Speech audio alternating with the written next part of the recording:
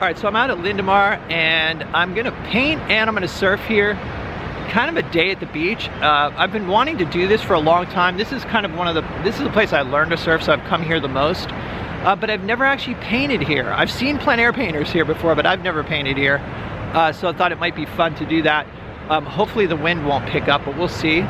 So I'll give you a little tour of the area, being that this is my home beach. All right, so the surf here is usually pretty gentle, so it's kind of a good beginner spot. Up in this direction, there's some nice headlands that go off in the distance towards San Francisco, so that could make possibly make a good painting. There's a Taco Bell over here that's right on the beach. They call it Taco Bell Cantina, very fancy.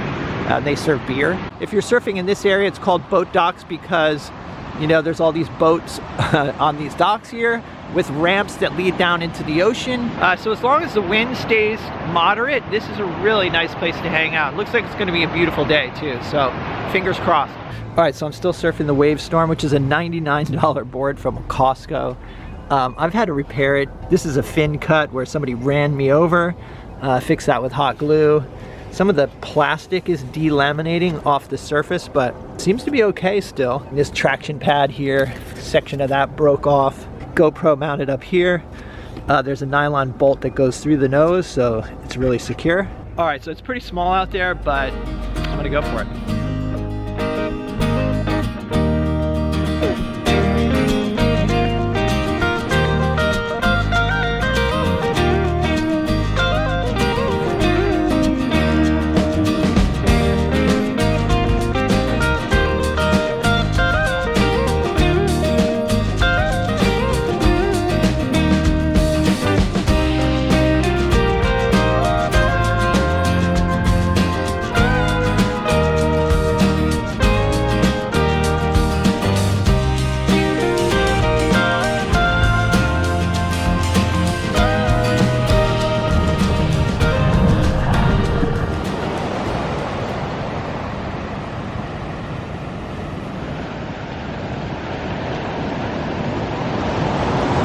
So I'm thinking of doing something with this right here, and I'm not sure how I'm gonna handle it. I do like that there's darks. There's a lot of shadows under the docks.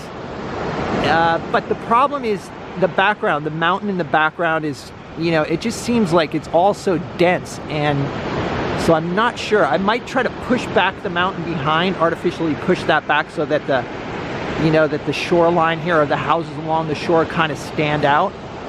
So that's kind of what I'm thinking. The tide is coming in quickly, so I set up on kind of an elevated area here. I'm using my Anderson easel. I got a 12 by 16 inch panel, and then my usual palette of colors. And I'm gonna be using liquid as my medium. I got odorless mineral spirits in a brush washer here. Random assortment of brushes, not even sure what I'm gonna use. All right, so you're gonna set up over here and do some sketching. Are you gonna do watercolor? Yeah. Okay, cool.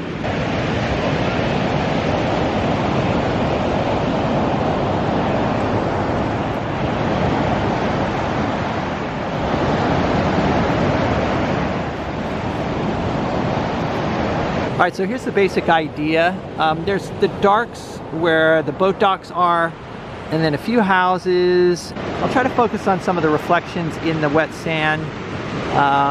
But yeah, just kind of focusing on this area here. I'm gonna try to keep it really simple, which is not gonna be easy. So first step is to establish the darks. So I'm using my usual mixture of alizarin crimson and ultramarine, thinning with a bit of liquid and odorless mineral spirits.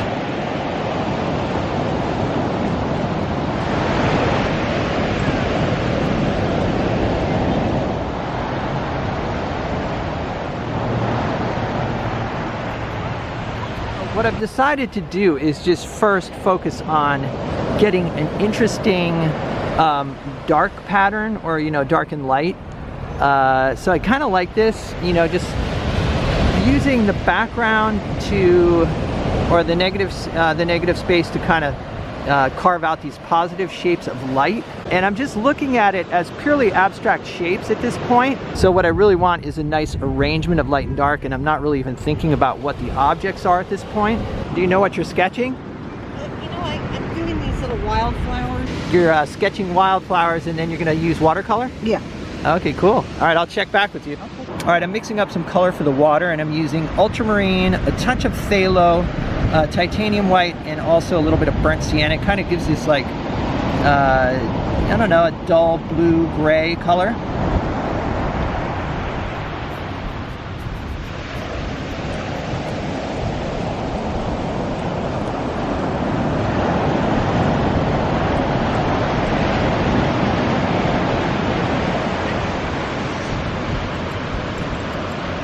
Next, I want to mix up a color for the wet sand here. And again, I'm just looking for an average color, paying attention to the value. And yeah, I think I'm going to go with sort of a warm orangey, kind of a dull orangey color.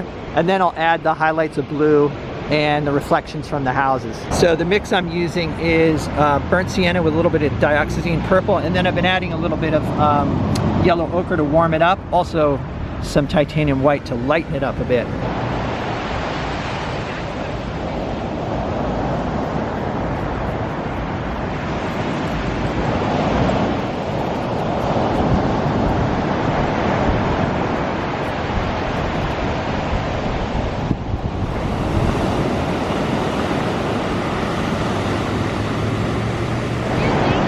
Are you going to Chamberlain? I am, yeah. My nephew's girlfriend, she's too embarrassed to walk over. I said, I'm not embarrassed. Oh yeah, tell her to come say hi if she wants. Yeah, I will. Yeah, for sure. Great work. Oh, thank you.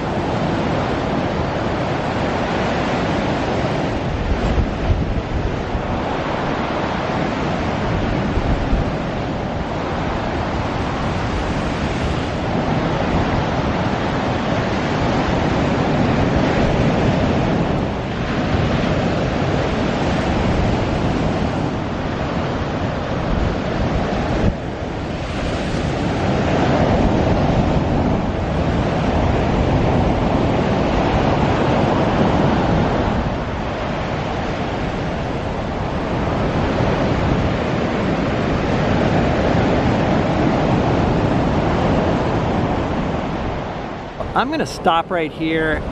I actually like how loose this is. Some of the geometry is a little bit off, I think, on the roofs or whatever. I'm gonna clean that up later, but I just wanna leave all this sketchy stuff going on here.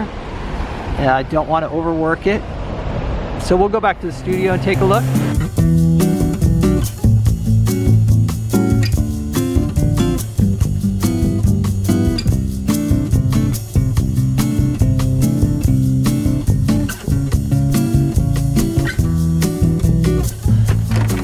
Okay, so here's what I finished up with. So I went with, putting the shoreline up at about the third, using rule of thirds. One thing I did change was I did add a little bit of sky in this portion here. For the reflections, I went with vertical strokes for the light reflections and then came across with the blue. I don't know if you guys saw, but when I was sketching this thing in, when I was like roughing in the water, I left areas of white, and oftentimes I'll do that and I'll just look for an interesting pattern and then work with that. And as usual, I soften the top of the waves a little bit, because the waves are breaking and there tends to be a little bit of spray. So here is a close-up, and you can see there's areas of thick and thin, transparent areas, and then some areas where there's actually no paint at all. Just a bit of the burnt sienna sketch showing through. Okay, so this painting was mostly done with a natural bristle number 8 flat, which is a really useful brush. It's good for scrubbing in your darks, your transparent darks, but also putting in the thicker paint, putting in your lights.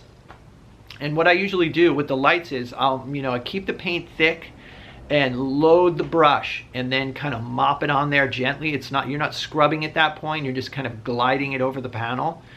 And number 8 is kind of big for detail, especially on a panel that's 12 by 16 or even 16 by 20 for that matter. It's not a very accurate brush, you know, which is a good thing because it allows for all these interesting irregularities to occur. So yeah, I've been getting a lot of use out of that brush. What else was I gonna say? Also, I've been nightly looking at Learn from Masters on YouTube. The last two were William Wendt and Joaquin Sorolla, and just trying to absorb the things that I like about their paintings, but also to be critical and, you know, and look and sort of decide the things that that aren't working for me. And I find that this is really helpful when I'm out in the field finding compositions, and then also problem solving. For example, in this painting that I did today, I was wondering what to do with those hills in the background, and I saw a William Wendt painting where he kind of made it like sort of a phthalo blue in the background and pushed these hills back. So I borrowed that from William Wendt, and I think it worked. So anyway, but let me know what you guys think in the comments, and as usual, stay creative, and I will see you guys in the next video.